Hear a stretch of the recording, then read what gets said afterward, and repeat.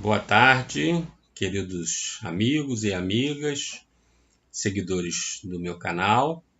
Estamos aqui mais uma vez para um bate-papo com o Dr. Luiz e, como sempre, tentamos seguir as indicações dos seguidores do canal, né? E o tema de hoje foi uma indicação de uma amiga que nos acompanha pelo canal, que versa sobre o suicídio. Ela pediu para que nós falássemos sobre o suicídio. E, naturalmente, vai ser o nosso bate-papo de hoje. É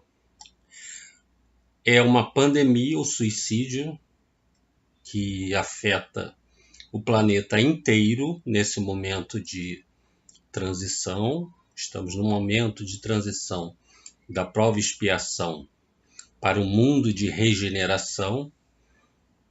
E Jesus, no seu sermão profético, já nos indicava que esses tempos seriam muito difíceis, que haveria muito desequilíbrio, que haveria muitas perturbações, famílias se desintegrando, uns se levantando contra os outros, filhos contra pais e etc. Né? Então, é exatamente esse panorama profético que Jesus nos trouxe há 2000 anos que nós estamos vivenciando, aonde principalmente o materialismo predomina nas nossas instituições, todas elas, né, governamentais, instituições de ensino, de educação, enfim, é o materialismo, as ciências, né, também se guiam pela orientação materialista, como se a existência material, carnal, fosse a única, nós só tivéssemos essa vida e naturalmente sem nenhuma continuidade do espírito em outros planos, em outras dimensões. Então esse materialismo vai ser um dos grandes causadores dessa pandemia mundial. Para a gente ter uma ideia, uma estatística de setembro de 2018 afirma que ocorrem a cada 40 segundos um suicídio no mundo. Vejam a gravidade deste evento. A cada 40 segundos uma pessoa se mata no mundo. É a terceira causa de morte entre jovens entre 15 e 29 anos. Vejam como assola muito essa faixa etária, pegando principalmente os jovens. No Brasil, ocorre um suicídio a cada 45 minutos. Então, vejam que também a incidência é alta na pátria do Evangelho. O álcool e as drogas são grandes causadoras do suicídio, porque a pessoa já está num estágio de perturbação emocional, que vai ser estimulado pelo álcool, pelas drogas, sendo que nos prontos-socorros, 21% das pessoas que tentam ou realmente conseguem se matar, 21% têm altas doses de álcool no sangue, demonstrando que realmente o álcool é um grande propiciador do evento do suicídio. E nós temos no capítulo 5º do Evangelho segundo o Espiritismo, o capítulo é Bem-aventurados os aflitos, nós temos um tópico chamado Suicídio e a Loucura, onde a espiritualidade, através de Allan Kardec, vai esmiuçar um pouco esse assunto. Então, diz assim que o melhor remédio contra o suicídio e a loucura é a calma e a resignação adquiridas na maneira de considerar a vida terrestre e a confiança no futuro. Óbvio, né? Só se suicida quem encara a vida como ela fosse única e frente aos problemas que a pessoa não consegue resolver, não consegue administrar, ela tenta uma busca de fuga dos problemas. Ela tem a convicção de que se ela se matar, os problemas vão terminar. É a única motivação, porque se a pessoa soubesse, tivesse a certeza que a vida continua, obviamente ela não se mataria, né? Então, é isso que o Evangelho está dizendo, que é como a gente encara a vida. Se a gente encara a vida como apenas a vida carnal, né? Esse momento que a gente está aqui no planeta, como apenas um hiato da nossa existência eterna, seja na carne, seja fora dela, né?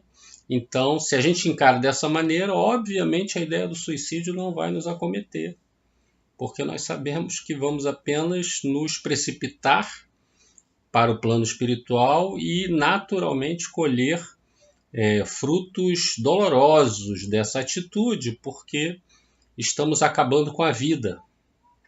Como já dissemos anteriormente, a encarnação tem como objetivo fundamental a perfeição. Deus nos impõe para que atinjamos a perfeição. Então, quando voluntariamente nós renunciamos, abdicamos dessa possibilidade, nós estamos infringindo gravemente a lei divina, que só quer o nosso bem. E as consequências são muito dolorosas para todos os suicidas. Claro que existem agravantes, existem atenuantes. No livro Céu e Inferno nós temos a história de um pai que se suicidou para que o filho não fosse para a guerra. Vejam só, né? Porque ele ia se transformar num arrimo de família e o arrimo de família não ia para a guerra. Então, de certa forma, ele se suicidou por amor. Equivocadamente? Obviamente. Né? Vai colher as consequências? Vai, mas é diferente daquele que é covarde perante a vida. Né? Então, sempre tem os agravantes e os atenuantes, mas as consequências sempre são muito dolorosas. Na mesa mediúnica, nós recebemos espíritos que ainda sentem as dores causadas pelo suicídio. Alguns que se queimaram chegam na mesa mediúnica sentindo aquele calor imenso, os que se enforcaram, enfim, sentem uma dificuldade de falar, todos eles sofrendo consequências desastrosas do seu ato insano e equivocado, né? Então então é como encara a vida. Se você encara a vida só como única, né? Só existe essa existência, então você pensa, então eu vou me matar que acaba o problema. Pelo contrário, aí que os problemas vão começar e de maneira muito mais intensa e extensa. Continua, né, nesse trecho do suicídio e a loucura, tirando a embriaguez e a loucura, a maioria dos suicídios tem como causa um descontentamento com a vida como ela se apresenta, não é? Que é uma das causas também de depressão, né? Que a pessoa raciocina assim, já que eu não tenho a vida que eu quero, eu não aceito a vida que eu tenho. Não aceito. Não aceito esse emprego, não aceito essa esposa, não aceito esses filhos, não aceito esse país, não aceito esse chefe, não aceito a doença física que veio me visitar, enfim, né? É uma inconformação com a vida e com as vicissitudes, né? Essa palavra eu fui aprendendo no Espiritismo, né? Porque não é uma palavra corriqueira nossa, né? Então a palavra vicissitude ela tem vários significados, como dificuldades, provas, obstáculos, mas também tem uma tradução muito interessante que quer dizer mudança. Então as vicissitudes são as mudanças naturais da vida, porque hoje a gente está bem, amanhã a gente não vai estar. Hoje a gente está com saúde, amanhã a gente não vai estar. Hoje a gente tem dinheiro, amanhã a gente pode não ter, não é? Hoje nossos filhos estão conosco, amanhã eles vão embora. Aí fica a síndrome do ninho vazio. Enfim, existe uma impermanência no universo. Aliás, né, dizem que a única coisa permanente no universo é a mudança o tempo inteiro. É a impermanência de todas as coisas. Isso é que não muda. Que o fato é que tudo muda o tempo inteiro. Então as vicissitudes são isso. E normalmente a gente não gosta de mudança. Quando é para pior, né? Quer dizer, a gente considera pior. Né? Eu estava aqui estável, aqui estava tranquilo, na minha paz. Por isso que o Cristo advertiu há 2000 anos: eu vos dou a minha paz.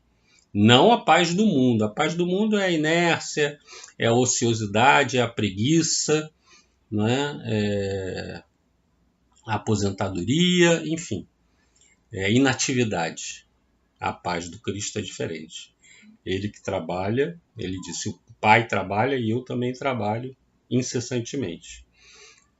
Então a pessoa não está apta a aceitar as mudanças, e aí, perante essas vicissitudes, ela fala: então eu vou dar término a essa vida, porque essa vida não está me satisfazendo, não está trazendo o conforto e a felicidade que eu esperava, então eu vou me matar. Né? E isso é tão forte, isso é tão frequente hoje em dia, que países desenvolvidos da Europa, como a Suíça, possuem clínicas de suicídio assistido. A pessoa está com uma doença grave, como eu estou, né? E aí ela fala assim: não quero sofrer, não, eu quero ir lá e me matar, não é? Ao invés de enfrentar com força, com resignação, com fé, com aceitação, né? Buscando as melhorias, né? A pessoa se entrega. Aí vai lá, tem clínicas que você paga uma fortuna e elas te assistem no suicídio. Vejam como parece absurdo, mas acontece. Estamos no século XXI, isso está acontecendo nesse momento. Por quê? Porque é o materialismo que impera.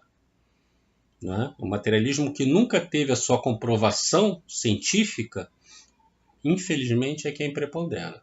E o espiritualismo foi relegado a segundo plano. Mas nós estamos, no século XXI, é o século do espírito.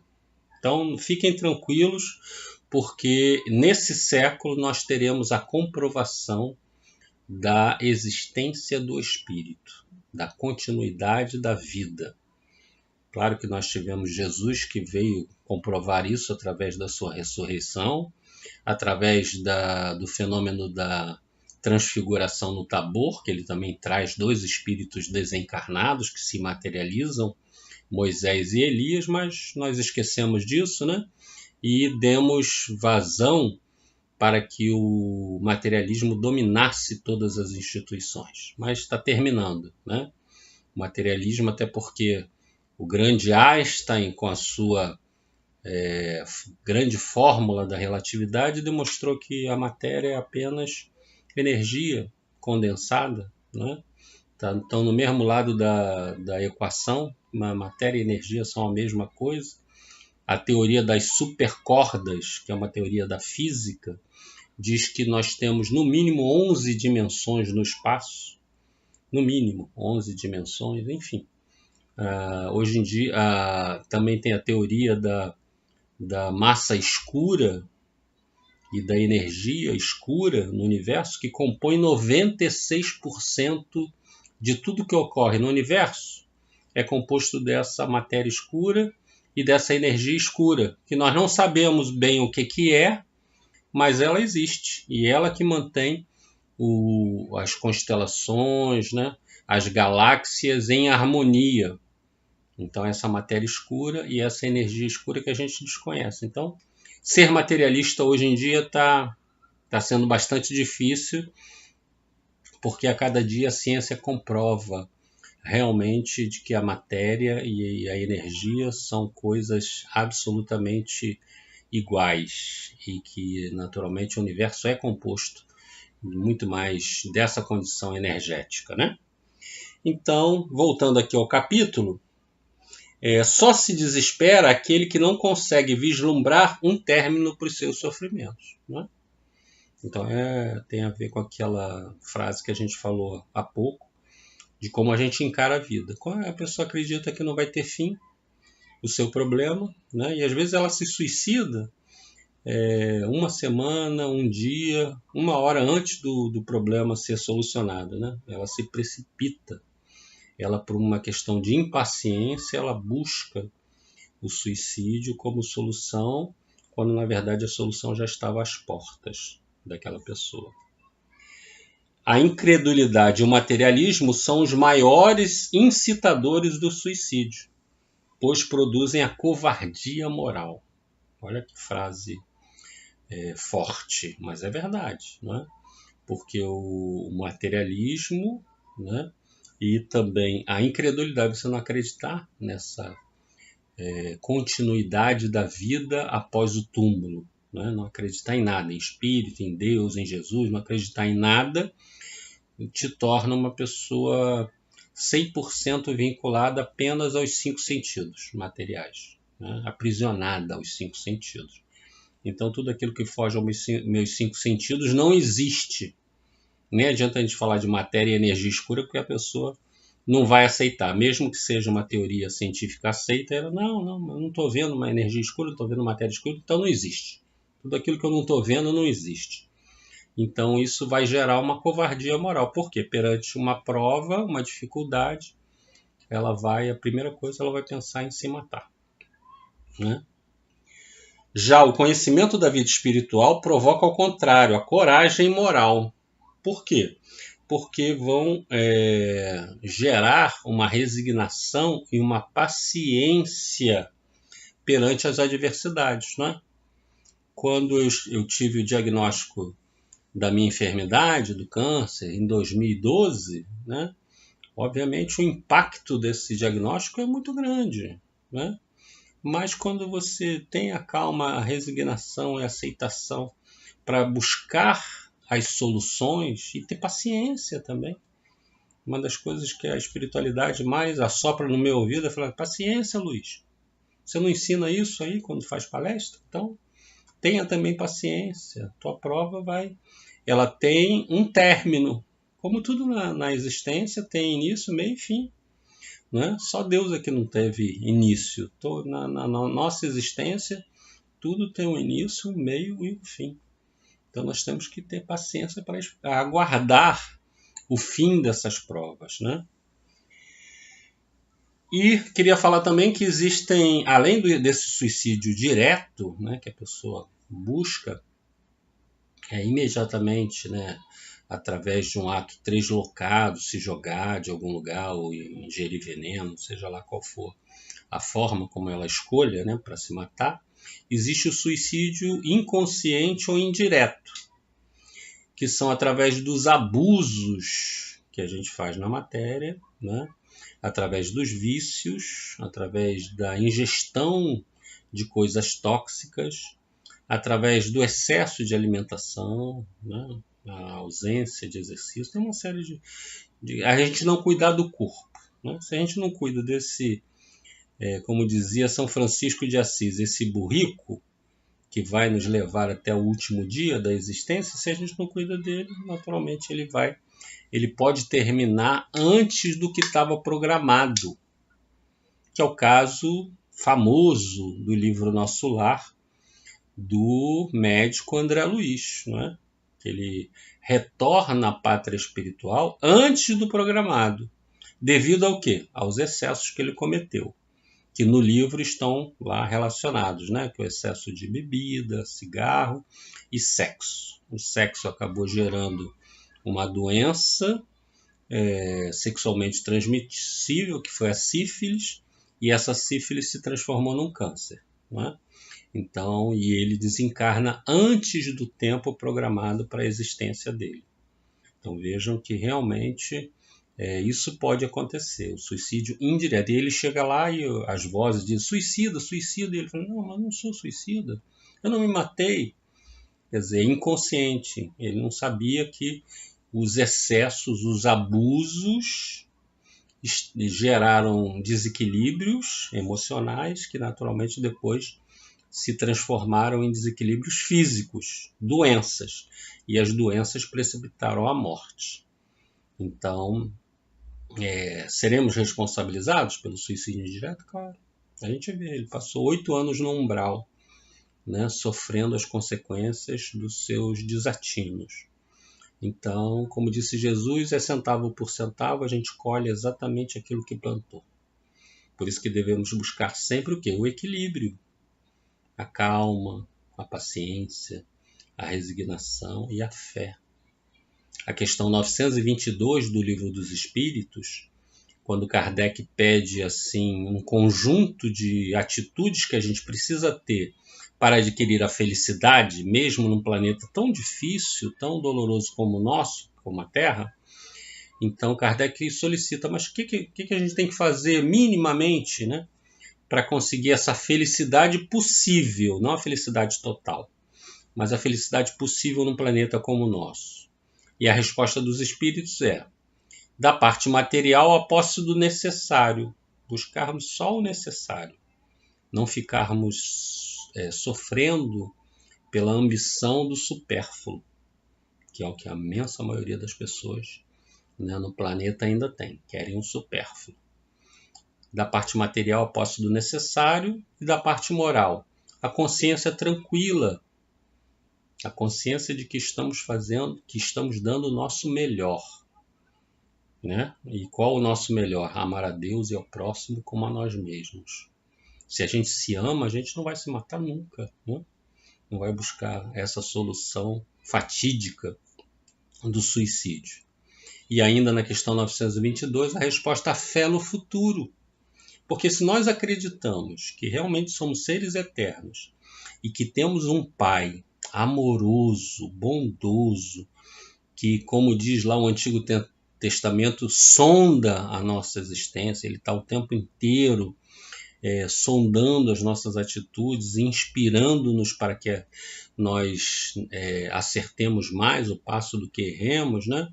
Segundo as suas leis divinas. Então, sabendo que nós temos esse Pai amoroso, isso é a fé no futuro, é acreditarmos que mesmo perante uma doença, perante uma adversidade, Deus está preparando o melhor para nós, o melhor.